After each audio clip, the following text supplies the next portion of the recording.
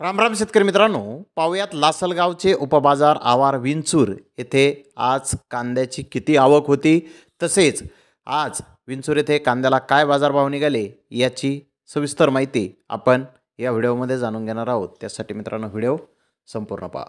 तर मित्रांनो, विंचूर येथे आज 563 नगांची आवक ही सकाळी होती।